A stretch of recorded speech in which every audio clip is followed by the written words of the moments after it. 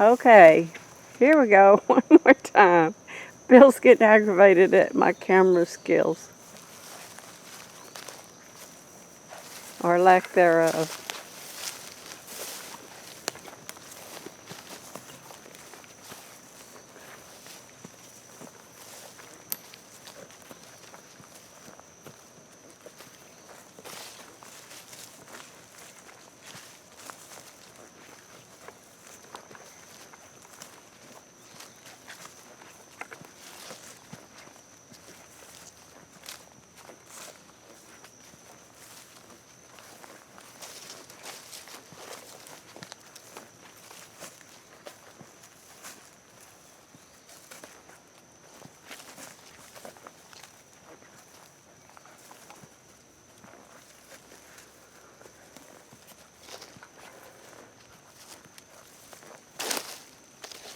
It is Oklahoma hot today, folks. It's only about 9:30 in the morning, and it is so hot. And the ticks are loving it.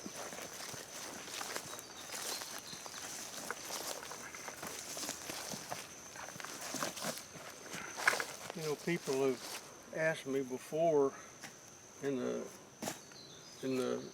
winter, in the summertime, when it gets this hot, and think about you being a large animal out here covered in hair. People have asked me before, do they shed? I have a tendency to think that they kind of do. We have had a sighting, Robert's old research area in the summertime, where it didn't appear they were covered as much hair as they would be in the wintertime. But just think about being a very large animal out here covered in hair when it's 100 degrees. That could probably be very uncomfortable. That's also another reason I think that they stay pretty close to the creeks. I think they get in that water. That water down there is ice cold year round. Most of it is, a lot of it is fed by springs, so that water stays pretty cold. And I think they utilize those caves down there too, where it's cooler in the summertime. So that's just something I just thought about off the top of my head. What do they do out here when it's so hot? And it is hot out here. It's, like Sheila said, it's early in the morning, and it's already gotten pretty hot.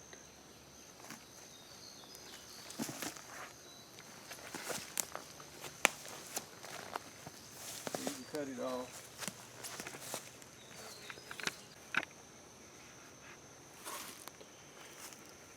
We just had, just to kind of fill you guys in what's going on. We just had a tree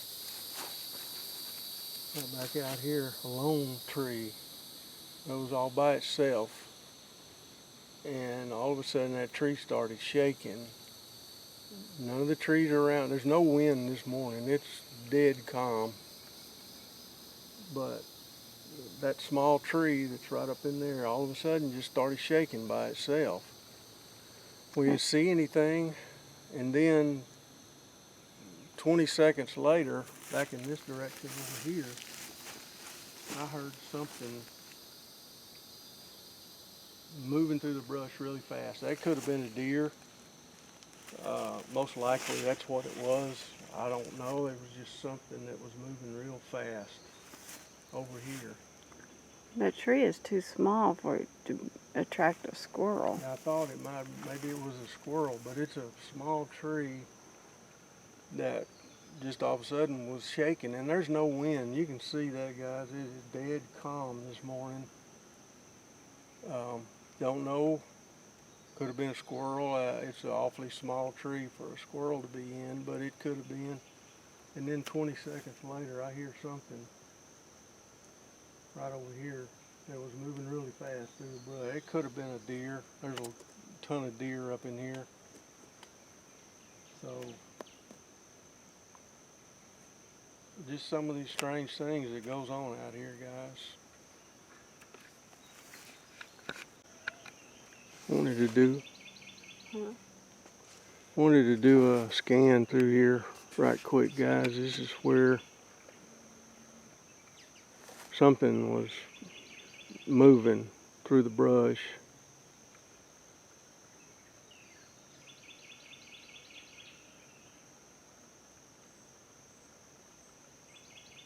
Again, there's a ton of deer up in here, and that could have very well been what it was.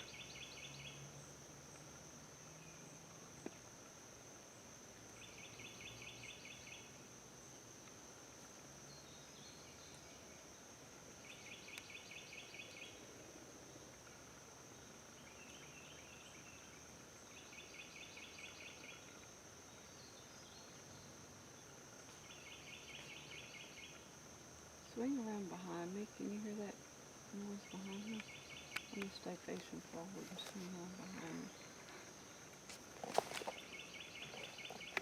Oh, sorry about the camera work, guys.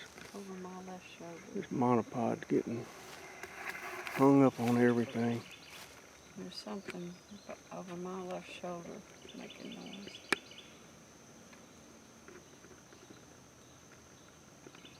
Noise like movement noise.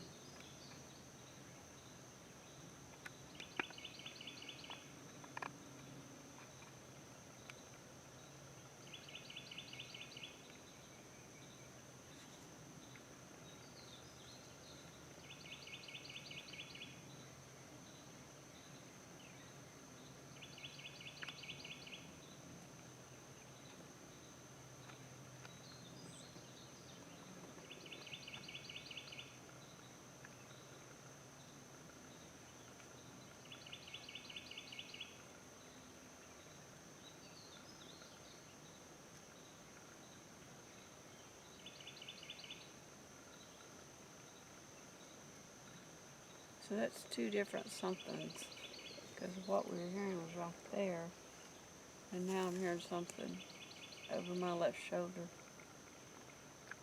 and it couldn't have moved that fast.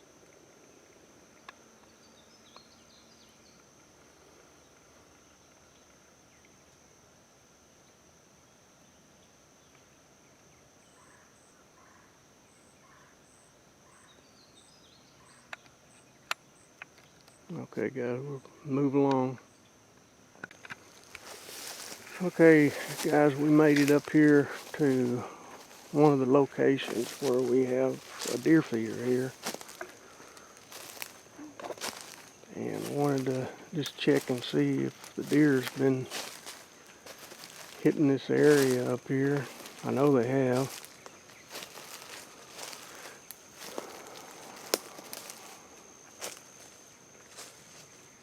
It's really thick up in here.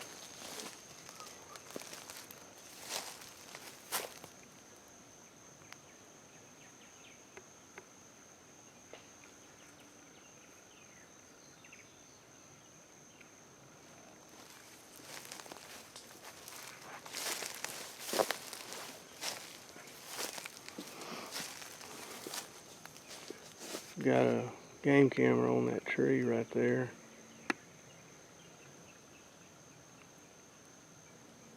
It's taking video.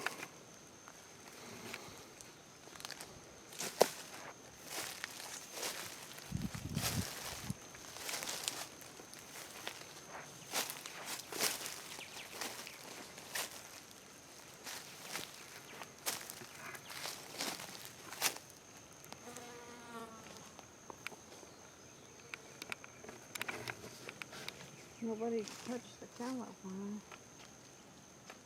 Just the ants. I mean, watermelon.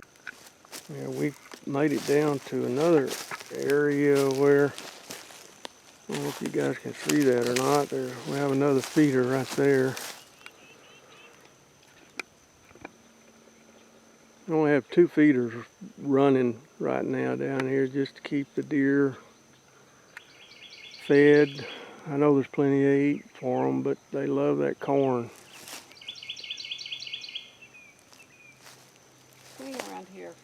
Here's something that You have to make caution about making an assumption that it's anything Bigfoot related.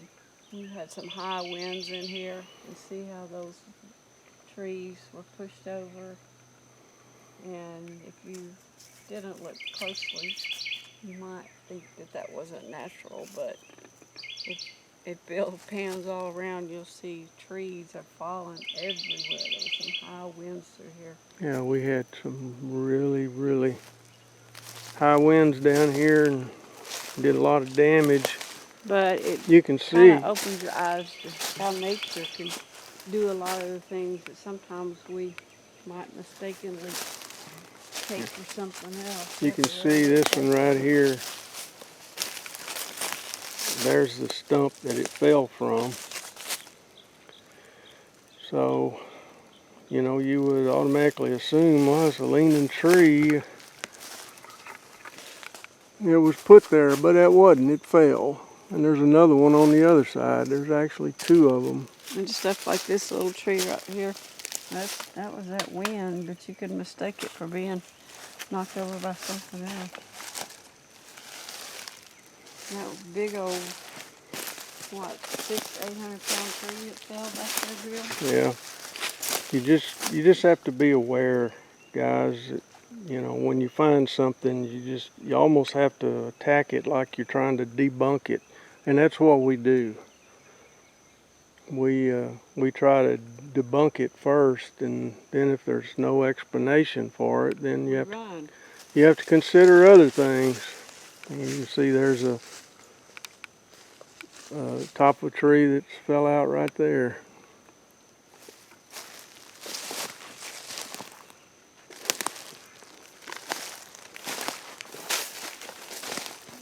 Really huge trees fall. Again, guys, we're on our property in southeastern Oklahoma. This is really the first opportunity we've had to get out. Yesterday, when we got here, I had so much work to do around the cabin that we didn't have an opportunity to get out and take a look at things. But the lawnmower broke, so now you have more time. Yeah, I was trying to mow around the cabin and broke a belt on the lawnmower, so that stopped the mowing, which I wasn't too awfully upset about, as hot as it was. Because where we're at, there's not a Walmart or a Home Depot on every corner. No, there's no place to get to supplies. We'd have to drive 60 miles to get a belt. So thanks to the beauty of Amazon, it'll be there when we get home. Yep. I'll have to get it repaired and come back just to mow.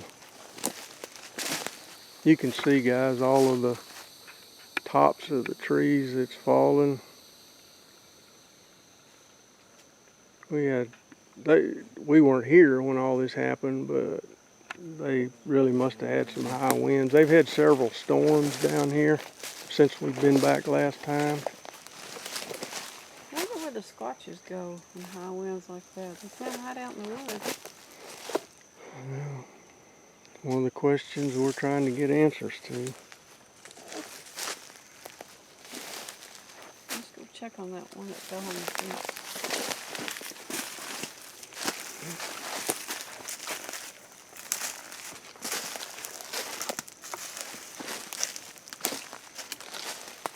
It's almost blackberry season.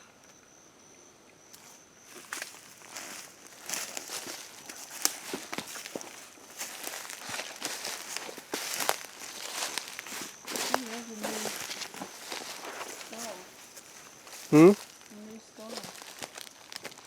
That's not a skull, babe. Looks like a deer hip bone. Well, why does it have eyes? Oh, that's not a skull.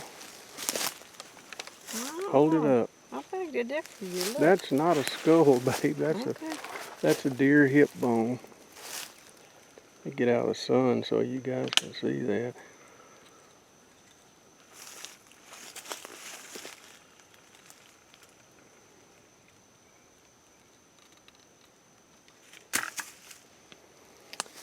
Laying right here in this game trail. Go ahead. I want that for my rock garden.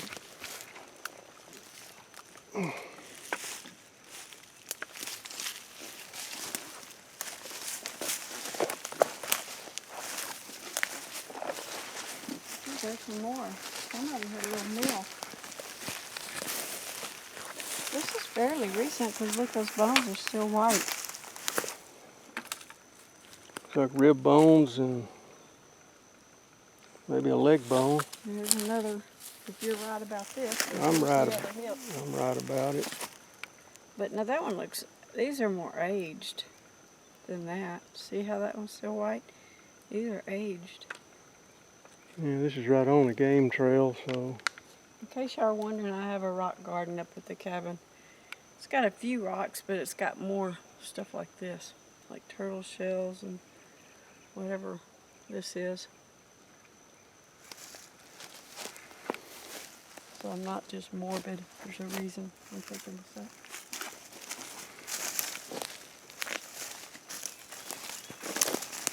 Holy moly, it's hot.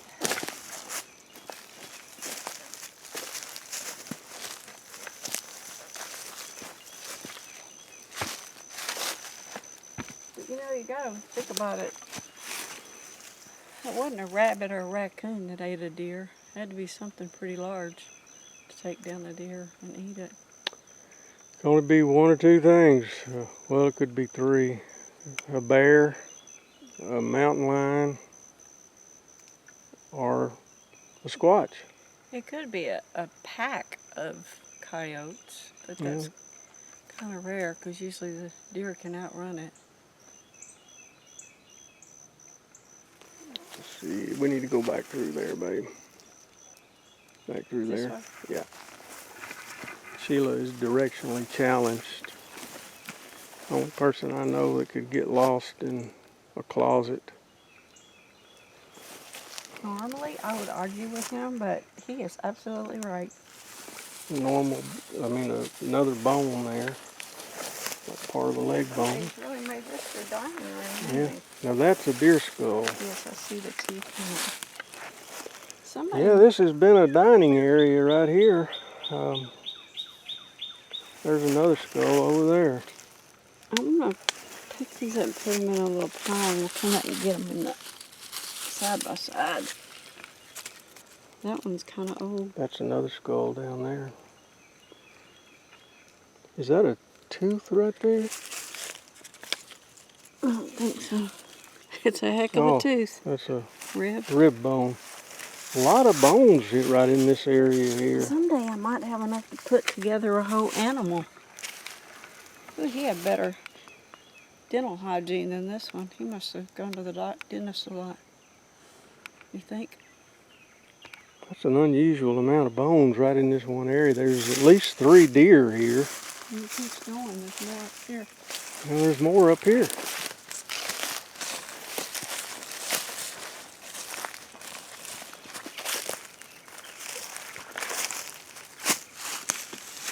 There's some vertebrae. You're standing right in that game trail. It's a very, I don't know if you can see, guys can see that or not, but it's a major game trail that goes right through here. So something has picked this out for a hunting area. So what we want to look at is somewhere they could build a ambush.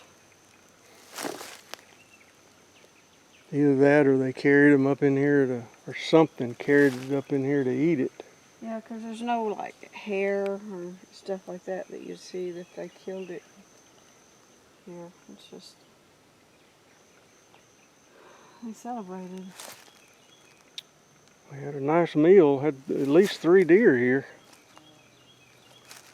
Okay, just follow that game trail. I'm not hanging on to these teeth. You might could use them someday.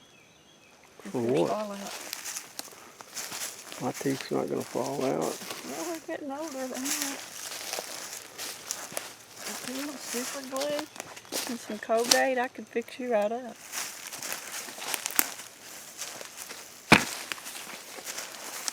Back this way, babe. Go back to the left.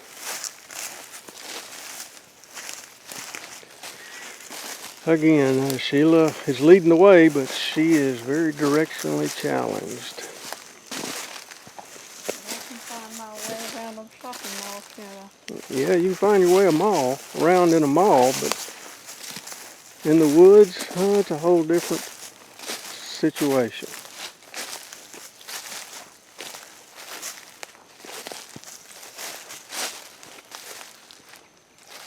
Well, that was the fence. Yeah, you know where you're at now?